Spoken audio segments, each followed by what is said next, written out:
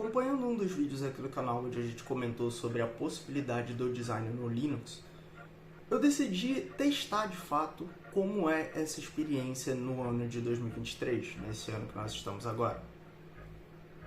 Eu documentei tudo isso e vou passar para vocês nesse vídeo aqui. Fala aí, cara, beleza? Eu fiquei sabendo que é uma recomendação que você peça para as pessoas se inscreverem, deixarem o like e ativar o sininho logo no começo do vídeo. Eu particularmente não gosto de ficar pedindo isso toda hora, por isso que eu deixo pro final do vídeo. Mas dessa vez, cara, se você puder, se inscreve aí, deixa o sininho ativado e deixa um like nesse vídeo se você gostar, beleza? Como alguns de vocês já sabem, ou talvez não, eu usei Linux por muito tempo, especialmente para trabalhar com design. Então eu tenho uma certa experiência, uma certa metodologia para trabalhar com design dentro do Linux. Só que já faz algum tempo que eu não tenho feito isso. Desde quando eu troquei de computador e o computador já veio com Windows, eu mantive ele e continuei utilizando. Então já faz algum tempo que eu estava afastado do uso constante de Linux. Então o que eu fiz? Eu instalei nesse notebook que está aqui atrás. Esse notebook aqui é um notebook da Samsung, ele já vem com Windows 11 instalado. E eu botei um outro HD nele só para testar o Linux. E é a partir disso aqui que eu vou documentar as minhas experiências. Primeiro de tudo, quando eu decidi fazer essa troca, eu pensei no seguinte: eu preciso de um sistema Linux que ele seja tão estável quanto geralmente o Windows é. E a grande maioria deles tem essa propriedade, mas eu precisava de algo a mais, algo que garantisse que por mais que eu fizesse besteira no sistema, o que é uma possibilidade muito grande, especialmente quando você tenta otimizar ele mais a fundo, se eu tivesse feito alguma besteira, isso não ia quebrar o meu sistema e eu precisasse formatar. Afinal, eu não quero perder nenhum arquivo importante do meu trabalho. Então eu comecei a procurar e encontrei uma categoria de sistemas Linux que eu não conhecia, que era de sistemas imutáveis. Esses sistemas eles funcionam basicamente igual ao Android, ou seja, o Android ele tem a camada principal do sistema e a camada root. Eu não posso mexer na camada root, eu posso mexer na camada principal. Então, se eu instalei um programa, eu posso desinstalar esse programa que eu instalei. Só que se o programa já vem no sistema, ou seja, ele faz parte do root, eu não posso desinstalar ele por métodos normais, a menos que eu colocasse o root lá, enfim. Eu encontrei um sistema Linux que basicamente funciona dessa mesma forma, que é o Vanilla OS. Aqui, demonstrar para vocês rapidinho. Esse aqui é o Vanilla OS. Ele vem com GNOME, que particularmente eu não gosto, tá? Eu prefiro outras interfaces, até a Unity antiga do Ubuntu eu prefiro muito mais do que o GNOME. Porém, utilizando ele no dia a dia, eu acabei adquirindo até um certo respeito pelo GNOME. Não necessariamente pela forma de usar, mas porque eu passei a entender o que eles estavam tentando fazer com o GNOME que eu não entendi nas primeiras vezes que eu usei. Então foi uma barreira que eu quebrei, como eu queria me desafiar com essa coisa de voltar para o Linux, fazer coisas diferentes do que eu estou acostumado. Eu acho que foi uma boa eu ter começado a usar o GNOME já dentro desse sistema que é o Vanilla OS. Mesmo assim, encontrei alguns problemas no GNOME, eu tive que instalar algumas instruções para chegar na experiência que eu queria. Por exemplo, eu não conseguia ver aplicativos rodando em segundo plano no GNOME padrão, o GNOME que está nessa versão aqui do Vanilla OS que eu estou usando. Então eu tive que pôr uma extensão nele que mostrava isso para mim. E quanto a aplicativos, cara, foi super de boa, porque os aplicativos proprietários que eu uso com constância, que nesse caso atualmente é só o Figma, eu pude instalar no Linux tranquilamente, porque como o Figma é baseado em web, tem como você ter vários clientes tanto do próprio Figma, que nesse caso não tem para Linux, mas clientes feitos por third parties, e foi exatamente o que eu fiz. Eu encontrei um cliente na própria lojinha no sistema que fazia exatamente as mesmas coisas que o de Windows faz, então não tive nenhuma mudança nessa experiência. Os programas da Affinity foi um sacrifício, porque eu realmente tive que deixar eles no Windows, eu não tive como trazer para cá, porque eles não têm para Linux ainda. E pelo que eu vi, as formas de você usar ele via Wine, Proton, essas coisas ainda não são muito efetivas, então eu preferi nem tentar.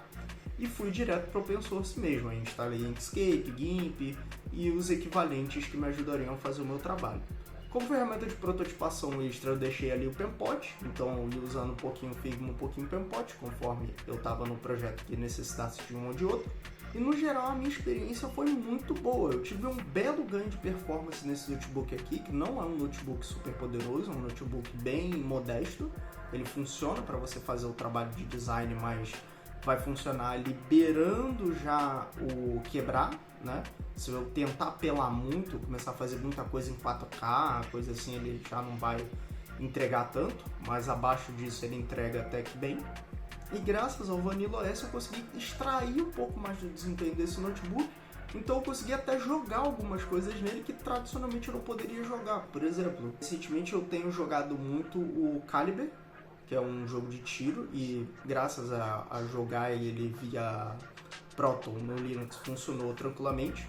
Quando eu jogo no Windows, simplesmente o jogo trava todo, não funciona direito. Eu quase não mencionei, eu também tive que instalar o Notion. O Notion, eu achei um cliente dele chamado Notion Enhanced, e eu instalei esse cliente e consegui usar o Notion normalmente. Apesar de saber que eu poderia só logar ele no navegador e utilizar, mas eu prefiro ter um programinha ali à parte também para, enfim, ter esse multitasking mais rápido.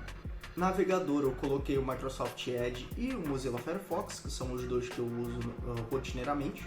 Eu achei até que eu não teria acesso ao Edge, mas eu vi que já tem uma versão beta dele para Linux, então eu fui nela mesmo.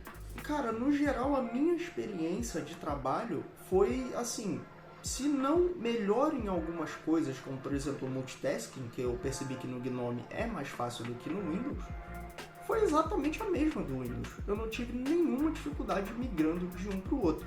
Claro, eu escolhi bem o sistema operacional, os meus programas já são programas de código aberto, então eles têm para Linux os mesmos que tem para Windows. Isso facilita muito a ponte.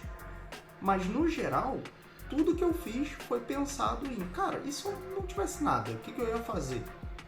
Sabe? E foi basicamente a mesma experiência que eu tive da primeira vez que eu migrei. Eu fiz exatamente as mesmas coisas, só não instalei o mesmo sistema operacional. E cara, foi uma ótima experiência. Editar os vídeos foi muito melhor, gravar a tela foi muito melhor. Os programas também, alguns tiveram ganho de performance considerável, por exemplo o Inkscape, na parte de você tentar mover o canvas ali no Windows, dá uns glitchzinhos gráficos, no Linux eu não senti esses glitches. E no geral foi uma ótima experiência. Então, se você tem talvez um PC um pouco mais modesto e está aí considerando o que você pode fazer para melhorar ele sem investir uma grana em trocar as peças dele, talvez ir para o Linux possa ser a sua opção. Além disso, também tem toda a economia com questão de custo, já que nenhum dos programas que eu falei aqui tem custo nenhum para você usar. Então, você não precisaria pagar Adobe, você não precisaria comprar nada da Affinity se não quisesse. E poderia utilizar tanto o sistema que é gratuito quanto programas que são gratuitos e te entregam ali o que você precisa. Quanto a desvantagens, e aí são desvantagens que eu digo, mas não necessariamente podem ser desvantagens crônicas, né, que não são possíveis de resolver. Programas que são só de Windows não dá para usar com tanta facilidade assim, porque você precisa ter algum conhecimento ali para instalar eles via Wine, etc e tal. Mas os programas gráficos que eu tendo a utilizar, que são proprietários, que são os da Affinity, simplesmente não dá para utilizar com uma performance boa no Linux.